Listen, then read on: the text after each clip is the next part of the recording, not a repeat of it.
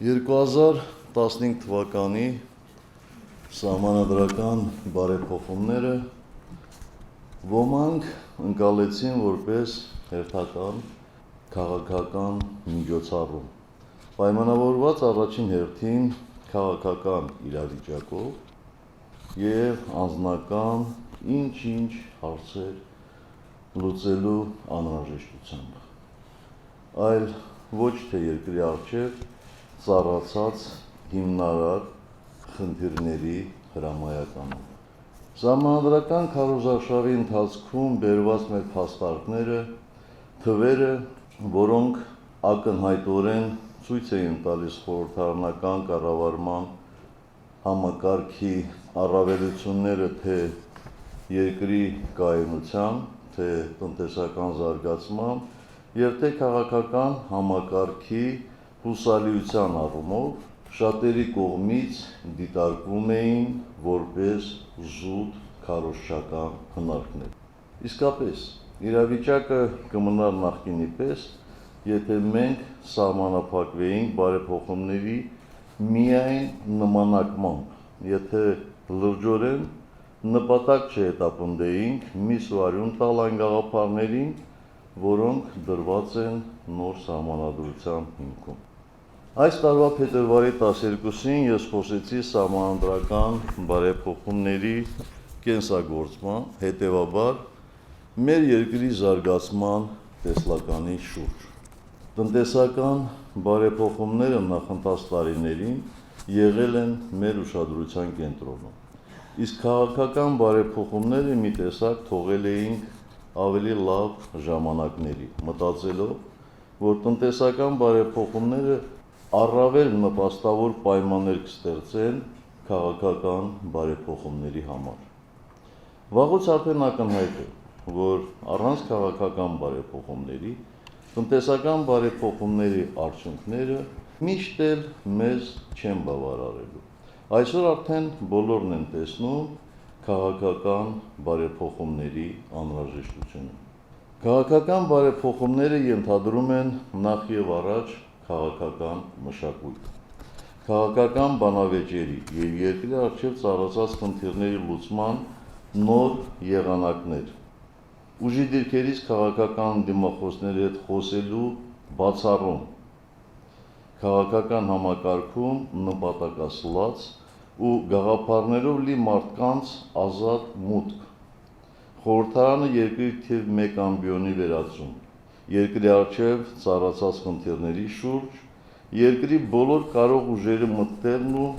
գաղափարները մեկտեղելու հնարավորություն,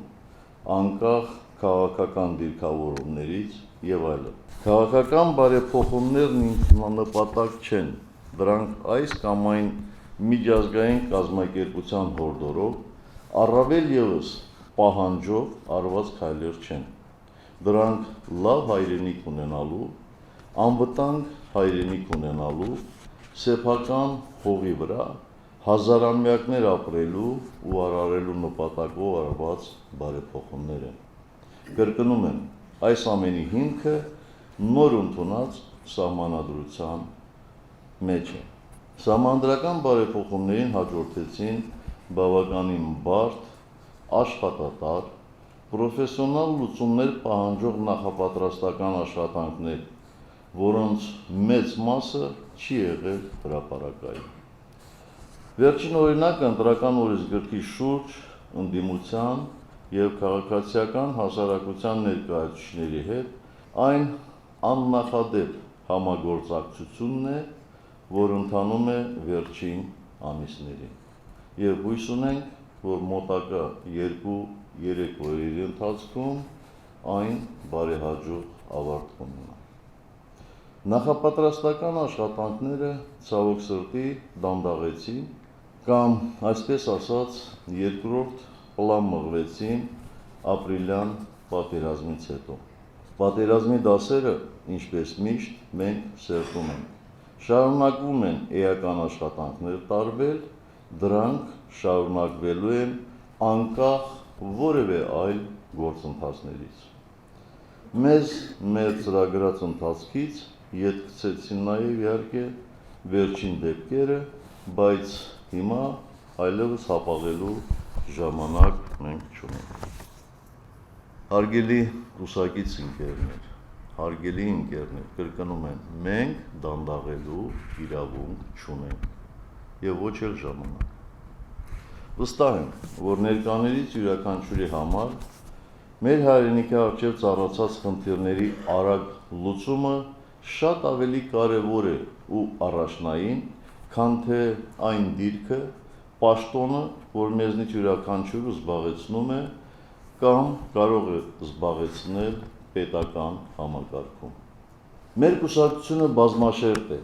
այստեղ ներկայացված են հասարակության բոլոր շերտերը։ Մենք ապացուցել ենք, որ ունենք անհրաժեշտ ներուժ պատմականորեն առաջացած ցանկացած խնդրի լուծման համար։ Միևնույն ժամանակ կարծում եմ, որ մենք պարտավոր ենք չսահմանափակվել այն ներուժով, որն առկա է մեր շարքերում եւ մեր առջև դրված խնդիրների լուծման համար փնտրել ու գտնել այն մարդուն ու մարդկանց, ովքեր ունակ ու պատրաստ են ստանձնելու այդ բարդ ու պատասխանատու աշխատանքները, աշխարհի որ ծայրում էլ նրանք այս պահին գտնվելիս լինեն։ Ասեմ, որ կարող եք էական փոփոխություններ սպասել առաջիկայում։ Խոսքս առաջին հերթին իրականացվող քաղաքականությանն է վերաբերում, դրա առաջնահերթություններին, ձեռագրին, նպատակադրումներին, նաև նորացված սահմանադրության պահանջներին համապատասխանեցման առումով։ Որպես հետևանք, անշուշտ կլինեն եւ կադրային փոփոխություններ։ Փոփոխություններ կլինեն կառավարման համակարգի գրեթե բոլոր ոլորտներում, սկսած նախագահի աշխատակազմից մինչև դատաիրավական համակարգ։ Այսօր սակայն մենք խոսենք կառավարության մասին։ Դուք գիտեք, որ այսօր հրաժարականի դիմում է ներկայացրել վարչապետ Հովիկ Աբրամյանը։ Քիչ առաջ մեր կուսակցության գործադիր մարմինն իմ առաջարկությամբ միաձայն որոշում է կայացրել Հայաստանի Հանրապետության վարչապետի պաշտոնում Կարեն Վիլենի Կարապետյանի թեկնածուությունն առաջադրելու մասին։ Մենք բոլորը շատ լավ գիտենք պարոն Կարապետյանի ունակություններն ու ոճը։ Նա իսկապես կարող է առաջնորդել փոփոխությունների մեծ ալիքը Հայաստանում,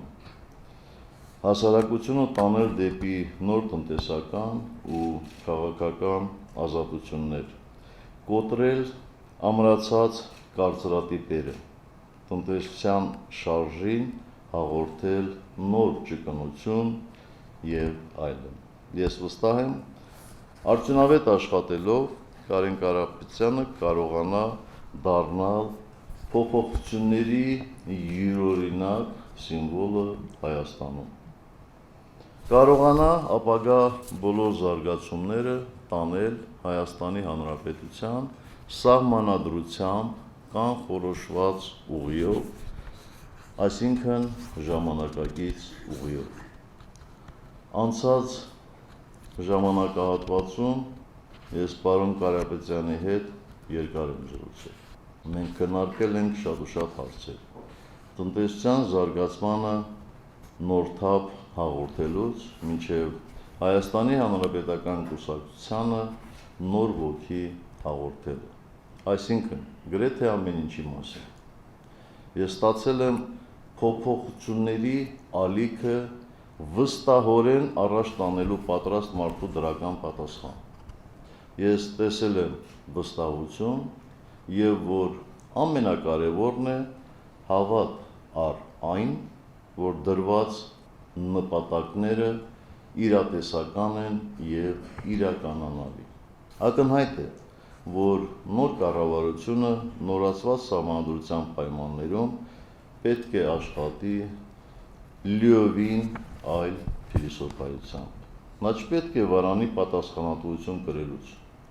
Չփորձի իրենից դուրս գտնել մեղավորներ, բաց լինի քննադատության ու համագործակցության համար, բայց եւ հաստատական իր նպատակներում։ Օգտագործելով ողջ հայության ներուժը, նոր կառավարությունը պետք է վերականգնի իշխանությունների նկատմամբ ամենալայն վստահությունը, գտնի մեր տնտեսության և հանրային կյանքի համար ոչ ստանդարտ լուծումներ, որոնք երաշխավորեն պետության կայուն զարգացումը և կամրապնդեն Հայաստանի դիրքերը տարածաշրջանում։ Նորացված սահմանադրության հիմքում ընկած է երկրի ողջ ներուժի արդյունավետ օգտագործումը, հասարակության լայն շերտերի ներգրավման ինստիտուցիոնալ երաշխիքների ապահովումը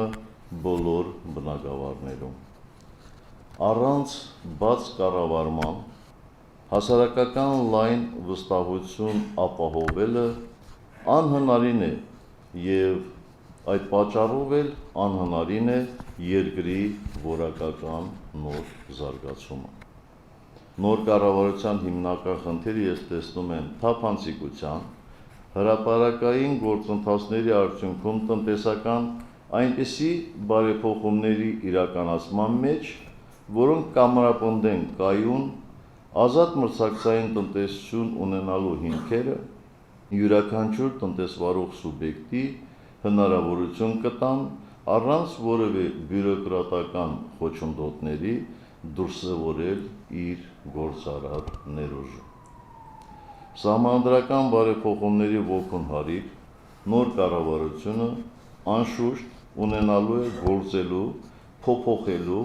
և զարգացնելու մեծ ազատություն, հետևաբար նաև ստանձնելու է մեծ պատասխանատվություն։ Կարևորը տեմպն է, արագությունը և արդյունավետությունը։ Վստահ եմ, որ ամեն ինչ լավ է լինելու։ Հարգելի գործընկերներ, թույլ տվեք բոլորիս անունից շնորհակալություն հայտնել վարչապետ Հովիկ Աբրամյանին այս պատասխանատու ժամանակահատվածում Հայաստանի կառավարությունը ղեկավարելու համար։ Նոր քաղաքական մշակույթի համար առանցքային է պաշտոնատար անձի կողմից պաշտոնից չկառչելու առաքինությունը, եթե այդ պաշտոնում դու արել ես առավելագույնը։ Ես բարձր եմ գնահատում վարչապետ Հովիկ Աբրամյանի քայլը, ում գլխավորությամբ կառավարությունը վերջին 2 տարիների ընթացքում կարողացավ ապահովել տնտեսական կայունություն, զերծ պահել երկիրը արտաքին աշխարհից եկող բացասական ազդեցությունների հնարավոր հետևանք հանդիսացող ցնցումներից, իրականացվող քաղաքականության արդյունքում ապահովել տնտեսական այնպիսի ցուցանիշներ, որոնք շատ երկրներ ուրախ կլինեին ունենալ, սակայն չբավարարվելով դրանցով և մշտապես արձանագրելով, որ Հայաստանին անհրաժեշտ է ավելի բարձր և կայուն երկարաժամկետ աճ։ Վարչապետ Աբրամյանը փորձեց պարզ մարդկային լեզվով խոսել իր քաղաքացիների հետ, լսեց մարդկանց ու լսված եղավ նրանց կողմից։ Կառավարությունն արեց հնարավորը երկիրը փոփոխությունների նոր փուլ տանելու նախապատրաստելու համար, ինչը հսկայական աշխատանք էր և դա արեց հաջողությամբ։ Շատ շնորհակալ եմ, պարոն Աբրամյան։ Ասեմ, որ Հովիկ Աբրամյանը պատրաստվում է ակտիվորեն մասնակցել գալիք խորհրդարանական ընտրություններին, այնպես որ մեր համատեղ աշխատանքը շարունակվելու է անշուշտ։ Ես շնորհավորում եմ Կարեն Կարապետյանին Հայաստանի Հանրապետության կառավարության ղեկը ստանձնելու կապակցությամբ։ Վճռորոշ փուլ ենք մտնում, մեծ է պատասխանատվությունը և էական են ակնկալիքները։ Վստահ եմ, որ բոլորս անվերապահորեն սատարելու ենք նրա նախաձեռնությունները։ Շնորհավորում եմ և հաջողություն եմ մաղթում մեզ բոլորիս։